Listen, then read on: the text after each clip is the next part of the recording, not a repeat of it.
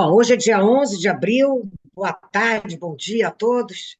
Estamos aqui, o Grupo de Conjuntura, para mais um tema aí da nossa semana, né? E hoje o tema que a gente escolheu é o tema sobre a Argentina.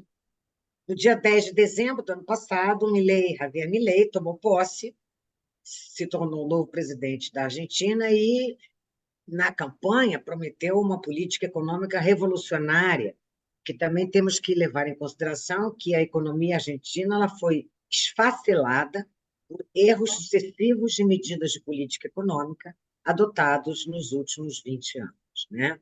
Então, o desafio era imenso, continua sendo imenso, e hoje estamos aqui com o professor Antônio Lixa, que é o nosso especialista no tema, para a gente avaliar um pouquinho, né? Quais são os efeitos das medidas implementadas até agora. Os analistas têm muita dificuldade em entender aonde essa política econômica vai chegar. É uma política econômica caracterizada pela austeridade, inclusive o FMI, ele vem elogiando e pedindo assim duas coisas ao Milei, né? Que ele vá com calma, mas elogiando a natureza das medidas. São medidas duras, porque trata-se de uma economia que tem os três desequilíbrios macroeconômicos gravíssimos, né, em termos assim, intensidade enorme. Inflação, um desequilíbrio fiscal brutal e um desequilíbrio em contas externas, falta de dólar enorme.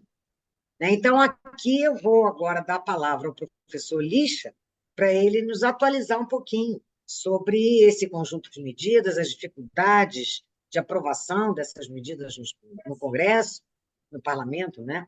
E os efeitos possíveis disso, e, na verdade, para ele nos dizer um pouquinho se o Milei está no caminho certo ou não, se há alternativas menos dolorosas a serem implementadas, que poderiam ser implementadas. Lixa, então você está com a palavra. Obrigado, Margarida. Tá? A gente já analisamos várias vezes, não? Ou tentamos analisar alguns aspectos da política do governo, não? De Javier Milei. Eu gostaria de iniciar falando só. Ontem saiu o relatório do Banco Mundial. No relatório do Banco Mundial tem algumas perspectivas para crescimento do PIB, alguns números, tá? É claro que existe muita incerteza sobre o cenário macroeconômico argentino, mas o Banco Mundial está projetando para este ano uma queda do PIB de 2,8%. Tá? Então, uma queda bastante forte do PIB, mas está se esperando uma forte recuperação para 2025 e 2026. Tá? Então, é, essa é uma primeira ideia. A OCDE tem também alguns números para a economia argentina, para este ano, uma queda do PIB de 2,3%. Tá? A taxa de inflação que a OCDE espera para a Argentina este ano está por volta de 250%. Tá? Outros organismos internacionais têm algumas projeções, como o Fundo Monetário, mas acho que estão bastante desatualizadas, não? Porque não atualizam desde janeiro e acho que o fundo não tem uma boa perspectiva para inflação para este ano. Ou seja, o que também é histórico, a gente espera uma forte contração do nível de atividade para este ano, não? Digamos, 2,8%, segundo o Banco Mundial está colocando ontem. Tá? Mas nesse cenário, a perspectiva que estão sendo colocadas é com uma forte caída no primeiro trimestre deste ano, mas muito forte, tá?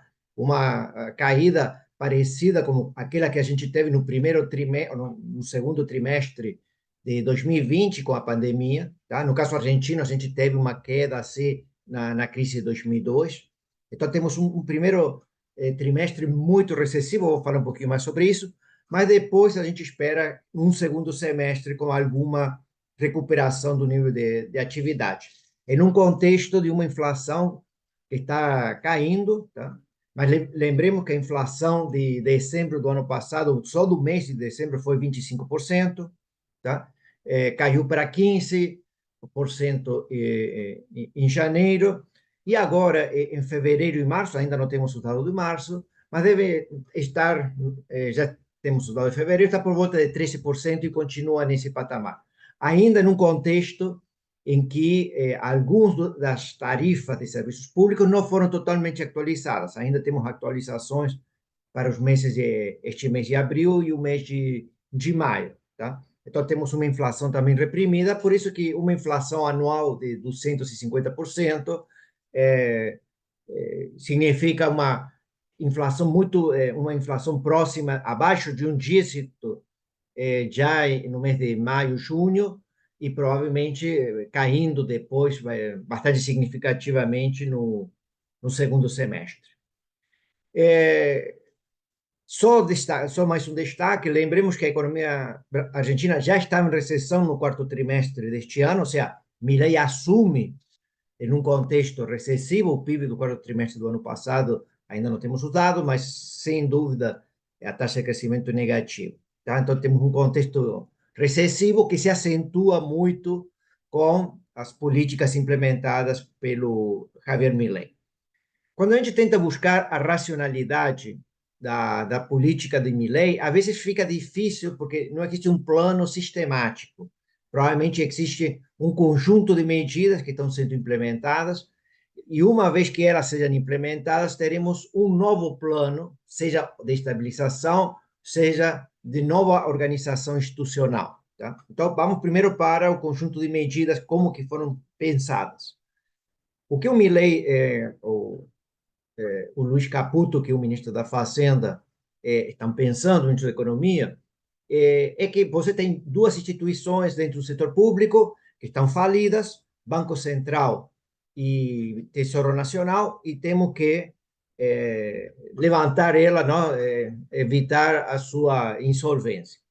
Então, no caso do Banco Central, tem um passivo monetário remunerado, que seria mais ou menos nossas operações compromissadas, que lá se chamam de passes, tá?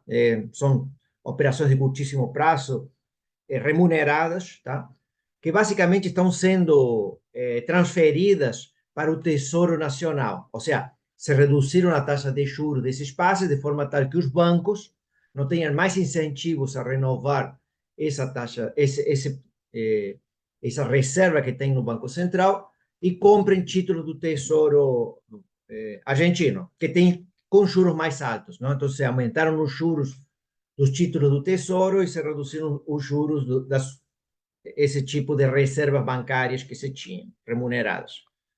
Por outro lado, e com isso, digamos, esse passivo monetário remunerado diminui no Banco Central e aumenta no Tesouro, mas a prazos mais longos. Por outro lado, o Banco Central emitiu um título em dólar, chamado BOPREAL. Esse título, na verdade, é em pesos, mas com correção cambial, e que tem uma taxa de juros boa, que está sendo comprada basicamente pelos importadores. Tá? Basicamente porque o Banco Central tinha que dar alguma moeda estrangeira para os importadores, tá? Uma dívida que tinha desde o governo de Alberto Fernandes, não? Quando o Massa era o ministro da Economia. E então esse BOPREAL em dólar está sendo utilizado basicamente comprado pelos importadores. Tá? Por outro lado, o Banco Central argentino está comprando dólares, tá? Está basicamente usando pesos para comprar dólares dos bancos, basicamente. Tá? E é claro que isso está emitindo moeda. Só que o que ele emite moeda pela compra de dólares, tá? Ele contrai quando ele emite o BOPREAL.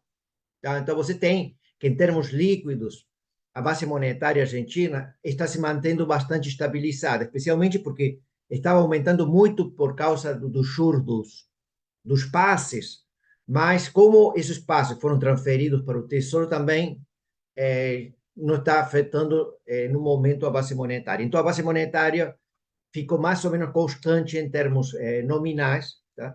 Que do ponto de vista, digamos, do discurso monetarista, significa uma forte contração dos saldos reais ou da oferta monetária em termos reais, porque lembrem que a gente, desde que ele assumiu em 4 meses, temos uma inflação de 100%. Então, você tem uma base monetária nominal constante, como uma inflação de 100%, você está reduzindo a base monetária, contraindo muito fortemente a base monetária em termos reais. Então, tem uma política monetária contracionista, não?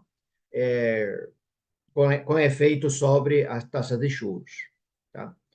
Por outro lado, esse é um lado da história, o outro lado da história é a política cambial. Tá? Quando o Milei assume, ele provoca uma forte desvalorização do dólar oficial, da taxa de câmbio. Tá? O dólar passou de 350 para mais de R$ 800, 800 pesos, desculpe. Tá? Isso permitiu que muitos exportadores também vendam esses dólares para o Banco Central, que é o que ele está fazendo, por outro lado. Em um contexto, depois vou falar um pouquinho das contas públicas também, mas num contexto em que você tem uma política monetária contracionista, por causa do que a base monetária está se contraindo, e também o MU, tá? Ou seja, está tendo uma falta de pesos, não? Tem uma redução da oferta de pesos na economia argentina, a oferta monetária. Tá? Então, o que isso significou? Uma redução da demanda de dólares, e o preço dos dólares financeiros, e isso é uma coisa que tem surpreendido os analistas, caiu nos últimos, digamos, 45 dias. Tá? Para os dólares financeiros, que são muitos tipos, não? Lembra que a Argentina tinha mais de uma decena de mercados de câmbio financeiros. Esses estavam acima de 1.100 pesos, hoje está tudo abaixo de 1.000 pesos, tá? E muito perto do que seria o dólar oficial, tá? Que, por outro lado, está sendo corrigido só por uma taxa de 2% ao mês, tá? Ou seja, está tendo um crawling peg de 2% no dólar oficial, e um dólar financeiro, os dólares livres, os dólares paralelos, que estão caindo e convergindo. Tá? Então, nesse sentido, a brecha cambiária se reduz, e isso significa menos pressão no mercado de câmbio. Tá? E também uma tendência das famílias e das empresas de saírem de suas aplicações em dólar. Não? O dólar em Argentina está se desvalorizando porque o peso está se apreciando. Então, vale mais a pena demandar dólares ou ter aplicações em pesos. Não vale mais a pena demandar pesos e ter aplicações em pesos. Tá? Nesse sentido, tem tido bastante sucesso. Está acontecendo de forma simultânea uma lenta redução dos controles cambiais, os controles de capitais que você tem. A Argentina, ao longo desse, como a Margarida falou, ao longo das 2 décadas do governo do peronista, distintos partidos, sei lá, mas basicamente a gente podemos falar de governos kirchneristas de alguma forma, foram colocados centenas de controles que estão sendo desmontados, não? São instruções normativas, leis, vários tipos de impossibilidades que são colocadas. Essa regulamentação está sendo reduzida, mas de forma muito lenta. Tá? A gente chama lá na Argentina, de forma geral, isso de cepo. Então, o cepo cambial está sendo reduzido, mas existe incerteza dos analistas se, liberalizando totalmente o câmbio, o que vai acontecer com a demanda de dólar. Por enquanto, os importadores não podem demandar muitos tipos de dólar. Então, temos aí também algumas restrições.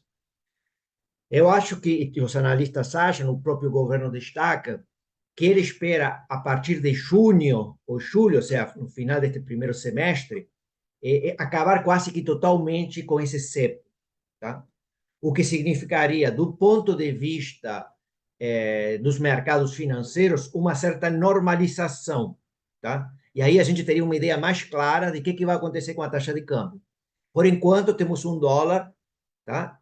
que está caindo o preço na Argentina de forma surpreendente. Tá? Mas não sabemos o que vai acontecer nesse outro contexto.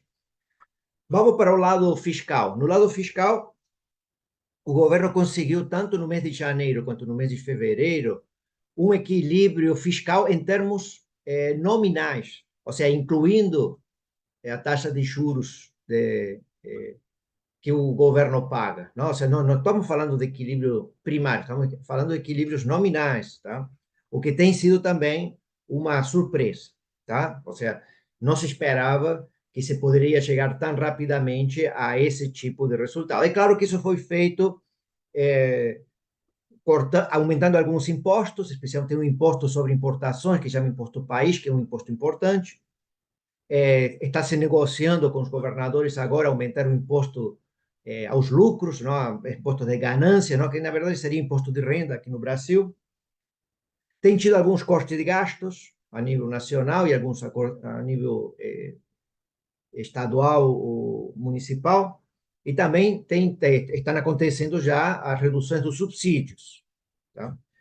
Mas eu acho que esse aspecto que é importante não é o mais importante, não? Porque o que aconteceu basicamente é que, como a Argentina não aprovou a lei de orçamento para 2024, bom, coisa que é impensável no Brasil, não? Ou seja, um governo funcionar sem uma lei de orçamento público para o ano aprovada, não? Na Argentina. Então, Milei falou que, bom, já que não tem aprovado um orçamento para 2024, eu mantenho os valores nominais de 2023.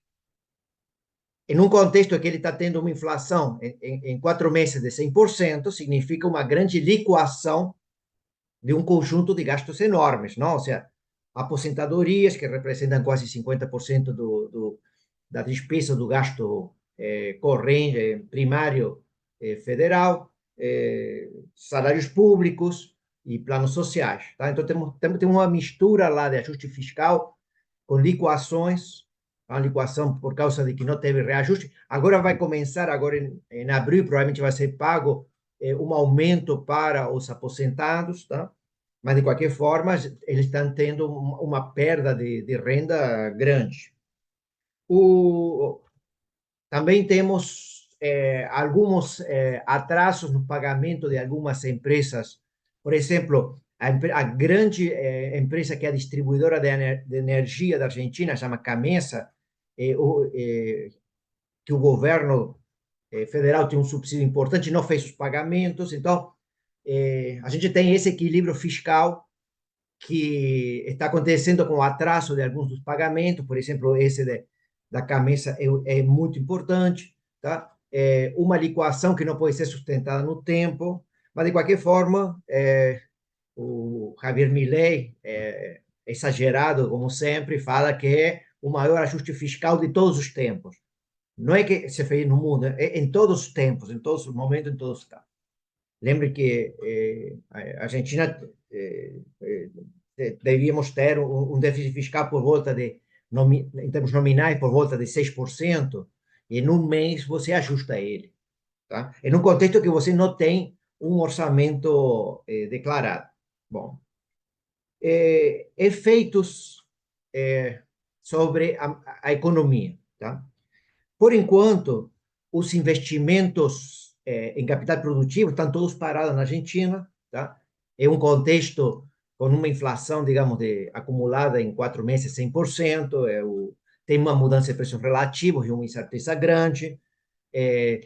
Teve tanto um decreto de necessidade e urgência, que foi, alguns aspectos dele foram revogados pela justiça, tinha uma lei que eles chamavam de lei base, não? Uma lei ônibus, com mais de 600 artigos, que não foi aprovada. Então, isso criou muita incerteza ainda entre os agentes econômicos, então os investimentos estão parados, a obra pública está totalmente parada, faz parte dos cortes que aconteceram nestes primeiros meses, não? Uma obra pública que foi absolutamente cerrada, o que significa problema, porque tem obras que estão quase com 80%, 90% de realização, que só falta 10%, e, bom, mas por enquanto estão paradas, tá? Imagino que nos próximos meses isso tenha que ser, de alguma forma, discutido. Então, o que a gente vê do ponto de vista macroeconômico, que o central me parece aqui, é que está tendo uma enorme transferência de poupança privada para poupança pública. Ou seja, a poupança pública está aumentando, então, essa redução dos déficits fiscais significa um aumento da poupança pública à custa da poupança privada. Tá? A gente vê que muitas famílias já não, ou empresas não conseguem fazer seus pagamentos e tem que vender poupança que eles tinham, ou seja, estão reduzindo a sua poupança privada. É comum, hoje em dia, ver famílias vendendo 1.000 ou US$ 1.500 por mês, tá? Para fazer dos pesos para fazer seus pagamentos, tá? Ou empresas que para pagar salários têm que também se desfazer de algumas das suas poupanças, tá? É um pouco o contrário do que aconteceu durante a pandemia, naquele 2020, não? É que você tinha uma redução da poupança pública e um aumento da privada. Aqui, transferência, não, do setor público ao privado. Aqui está acontecendo o contrário, tá? Por esses mecanismos macroeconômicos que a gente comentou, tá? É, a inflação, comentei, está diminuindo, mas os preços ficaram em um patamar muito alto. Como a taxa de câmbio de mercados financeiros caíram, a Argentina passou a ser um país muito caro em dólar. Praticamente, na Argentina, no momento, os preços em dólares são mais caros que em alguns países europeus.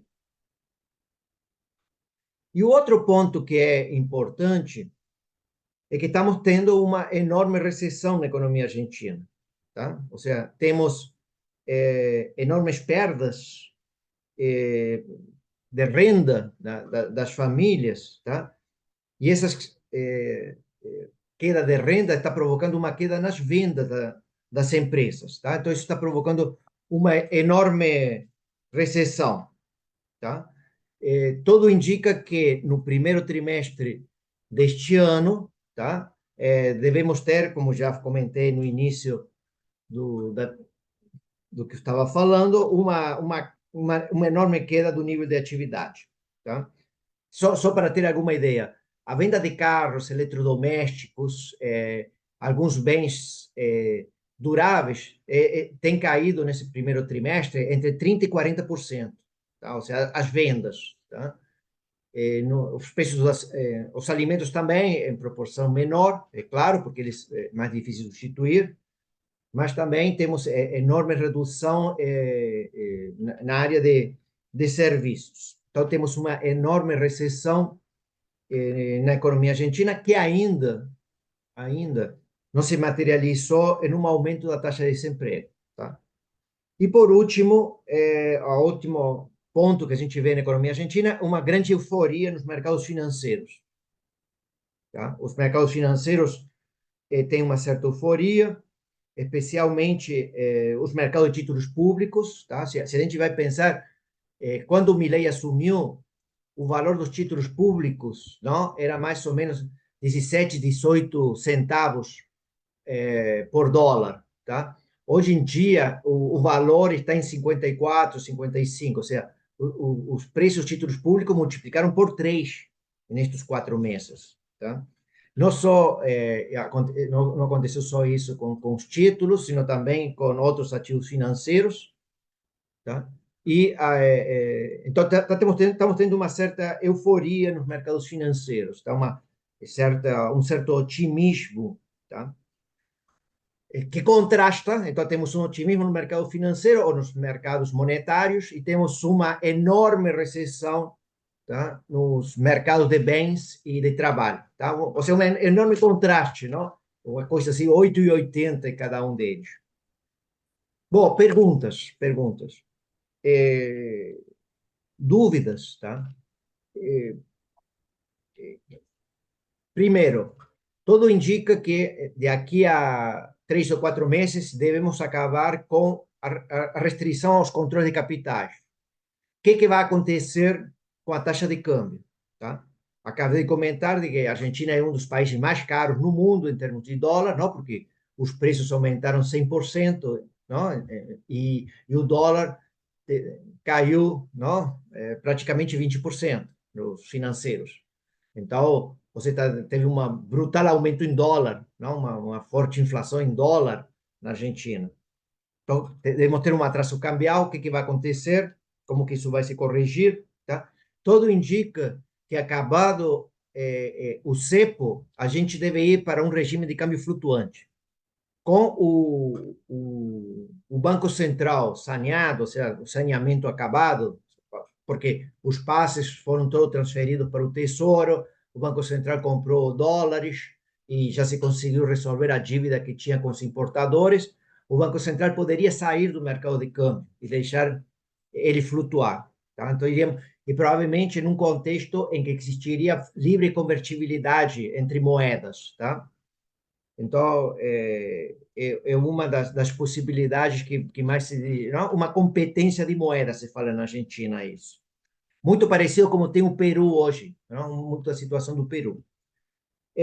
Por outro lado, como vai reagir o lado real da economia após o choque, ou seja, como que as empresas de bens e serviços e o mercado de trabalho vai reagir depois desta brutal recessão que estão sofrendo, não? Negócios que estão falindo, queda nas vendas em alguns setores de 30% ou 40%, tá? Como que isso vai se resolver, não está claro ainda. Tá? Temos também um debate sobre as mudanças estruturais. Está sendo discutida novamente no Congresso Nacional a Lei de Bases, não? Que significa um monte de medidas que permitem a desregulamentação e liberação de mercados. Tá? Vamos ver como que isso funciona. E o último tema é se a euforia dos mercados financeiros vão continuar ou não. Tá? Ou seja, basicamente porque por causa do BOPREAL que o Banco Central está emitindo e aumento da dívida do Tesouro, porque estão sendo transferidas essa dívida do Banco Central para o Tesouro, a dívida do Banco Central do Tesouro está aumentando, tá? E isso, em algum momento, vai ter que ser refinanciado, tá? Então, temos aí, digamos, sempre aquele problema de ver o que os demandantes desses papéis vão fazer, tá? Então, temos algumas... Por enquanto, vender esses papéis tem sido muito simples, tá? É claro que com juros altos, mas de qualquer forma, os mercados estão se tornando bastante líquidos. Tá? Margarida me fez uma pergunta difícil, não? Sobre o que a gente pode esperar para os próximos meses. Eu acho que o mês de maio deve ser o pior mês, digamos, em termos de bem-estar social. A classe média, que é a que mais tem sofrido com esse ajuste, ainda vai ter aumento de tarifas e perdas salariais, tá? Pelo menos até os meses de maio, ou provavelmente junho. Então, até lá, a economia vai continuar caindo. Podemos ter um segundo trimestre bastante recessivo ainda, tá? Não tanto quanto o primeiro trimestre, mas o primeiro trimestre é uma recessão fora de qualquer propósito, não? Ou seja, é próximo do que aconteceria ou na pandemia, no início, ou numa guerra, não? Então, não podemos pensar que isso que aconteceu no primeiro trimestre vai se trasladar para os outros trimestres. Mas um segundo trimestre bastante recessivo ainda, e esperemos que podamos ter, se se mantém a euforia dos mercados financeiros e não temos problemas de financiamento de dívida, uma melhora no segundo semestre, já com uma credibilidade maior, uma inflação bem menor e um início, não, de uma situação de retomada do nível de atividade. Tá? É claro que, sendo colocado isso, então iríamos para uma situação em que teríamos umas contas fiscais um pouco mais organizadas, não? É claro que não se sabe se de forma sustentável, isso não existe nenhuma previsão para os outros anos, não existe nenhum mecanismo ainda institucional para isso, mas de qualquer forma teríamos um saneamento fiscal, um Banco Central que já estaria mais ou menos saneado, tá? Com uma dívida por causa do BOPREAL, mas de qualquer forma, mas que estaria fora do mercado de câmbio, com um câmbio que estaria flutuando e uma economia que estaria buscando uma normalidade a nível, digamos, microeconômico, que hoje, claro, não tem por causa da crise, tá? Então, podemos ter um segundo semestre nesse sentido um pouco mais otimista. É claro que uma vez que a Argentina consiga alguma normalidade, temos que ver qual é a visão do governo com algumas questões. Lembrem que o Milei tinha prometido a dolarização. E, por enquanto, a gente vai no sentido absolutamente contrário, vamos no sentido do câmbio totalmente flutuante. Tá? Então, esses são alguns dos pontos, não? É sido bastante extenso hoje, que a gente pode esperar, Margarida. Ok, Lígia, muito obrigada pela sua aula, né? Você nos deu aí detalhes que a gente aqui no dia a dia não tem nem acesso a esse tipo de informação, só quem realmente está olhando e pesquisando a economia argentina como você, né? Talvez, eu só vou fazer um pequeno comentário, que a gente já está com o tempo se esgotando, mas talvez a dolarização, né, Lígia, e aí você me corrige se eu estiver errada, ela se justifica, em geral, como assim, o último recurso para debelar um processo inflacionário. É o último dos recursos. E na medida em que a inflação comece a cair e que o câmbio flutuante comece também a produzir efeitos sobre o saldo de transações correntes, né, reduzindo a escalada do déficit, coisas desse tipo, que esse é um mecanismo importante no câmbio flutuante, pode ser que aí, então, a conversa sobre a dolarização, de fato, vire a página, seja uma página virada e não se fale mais disso, embora a economia argentina tenha muitos dólares e há muitos anos, né, quase que estruturalmente, ela convive com isso. Ok, Lixa, eu acho que a gente vai, então, encerrar por aqui, a menos que você tenha Só um algum comentário comentário. final.